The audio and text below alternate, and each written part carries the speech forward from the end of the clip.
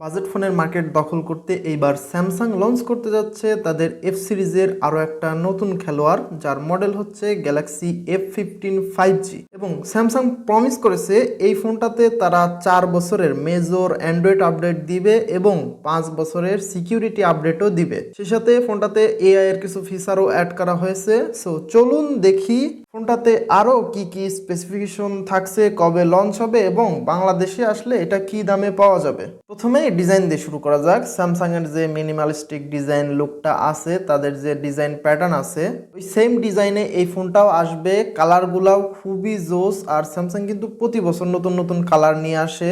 So এইবারও নতুন 3টা কালার আসছে, ব্ল্যাক, পার্পল এবং মিন্ট। 3টা কালারই কিন্তু খুবই জোস। বিশেষ করে স্যামসাং এর যে ডিজাইন আছে, এই ডিজাইনটা পছন্দ হবে না এমন মানুষ আসলে খুঁজে পাওয়া যাবে না। তো স্যামসাং কিন্তু ডিজাইনের দিক থেকে সবসময় এগিয়ে থাকবে। তাদের যে মিনিমাল ডিজাইনটা আছে, একদম অ্যাগ্রেসিভ ডিজাইন হয় না, তাদের সিম্পল অ্যান্ড মিনিমাল যে ডিজাইনটা হয় কিন্তু দেখতে আসলে জোস লাগে, একদম পুরাই মাখন। তবে যেহেতু এটা একটা বাজেট ফোন হবে, সো ফোনটা পুরাটাই একটা প্লাস্টিক বডির ফোন হবে।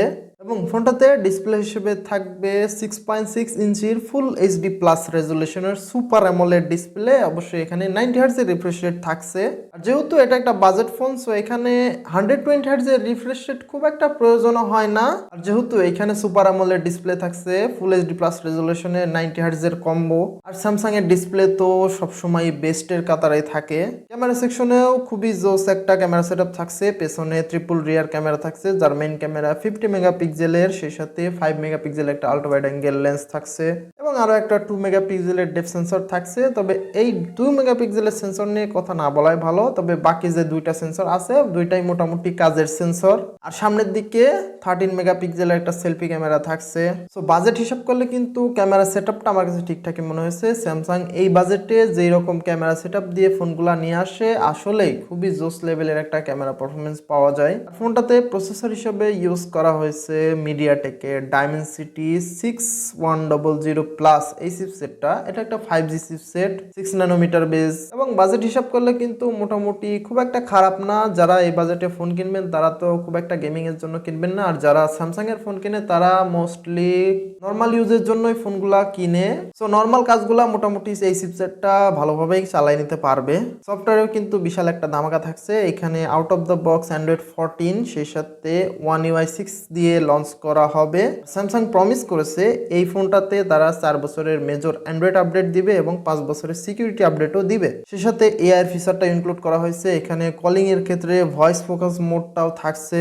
সো সফটওয়্যার এবং হার্ডওয়্যার দুইটার কম্বিনেশনে কিন্তু জোস লেভেলের একটা এক্সপিরিয়েন্স পাওয়া যাবে। আর যেহেতু এখানে সফটওয়্যার সাপোর্টটাও থাকছে অনেক বেশি, তো ইজিলি ফোনটা যদি আপনারা কিনেন তাহলে 4 থেকে 5 বছর আরামে কোনো রকম চিন্তা ছাড়াই চলাই নিতে পারবেন। এবং সেই সাথে 6GB LPDDR4X এর র্যাম, 128GB UFS 2.2 স্টোরেজ থাকছে। এটা ম্যাক্স ভ্যারিয়েন্ট হবে। এখানেও স্যামসাং খুবই ভালো একটা কাজ করেছে। সেই সাথে ব্লুটুথ 5.2 থাকবে, ওয়াইফাই 5 থাকবে, সাইড মাউন্টেড ফিঙ্গারপ্রিন্ট সেন্সরটাও থাকছে। এই ফোনটাতে ব্যাটারি হিসেবে ইউজ করা হয়েছে 6000 mAh এর ব্যাটারি এবং 25 ওয়াটের চার্জিং সাপোর্ট। তবে দুঃখের বিষয় হচ্ছে ফোনটার বক্সে কিন্তু চার্জার পাবেন না, শুধুমাত্র একটা ইউএসবি কেবল দেওয়া থাকবে। আর যেহেতু এখানে 6000 mAh এর ব্যাটারি থাকছে, সো এখানে কিন্তু চার্জিং নিয়ে কোনো প্যারাই থাকছে না। 2 দিন কিন্তু ইজিলি চালায় নেওয়া যাবে যদি গেমিং না করেন। গেমিং করলে বিষয়টা ভিন্ন। আর এই বাজেটে বিশেষ করে স্যামসাং এর ফোন যারা কিনে তারা কিন্তু খুব একটা গেমিং করে না, নর্মাল ইউজের জন্যই সাধারণত মানুষ স্যামসাং এর ফোনগুলা কিনে। তো সবকিছু মিলায়ে ফোনটা কিন্তু খুবই জোস একটা প্যাকেজ দিয়ে লঞ্চ করা হবে। আর এই ফোনটা 22 তারিখ মানে ফেব্রুয়ারি 22 তারিখে ইন্ডিয়াতে অফিসিয়ালি লঞ্চ করা হবে এবং দাম খুব সম্ভবত ইন্ডিয়াতে এটা 15,000 এর নিচেই থাকবে। তবে বাংলাদেশে যখন আসবে এই ফোনটা, এটা আনঅফিসিয়ালি মোটামুটি 20,000 টাকার আশেপাশে পাওয়া যাবে। তো বাংলাদেশে যদি 20,000 টাকা বাজেটটাও ধরি তাহলে কিন্তু খুবই ভালো একটা স্পেক অফার করছে এই ফোনটা। যেহেতু এখানে অ্যামোলেড ডিসপ্লে থাকছে, 6000 mAh এর ব্যাটারি থাকছে,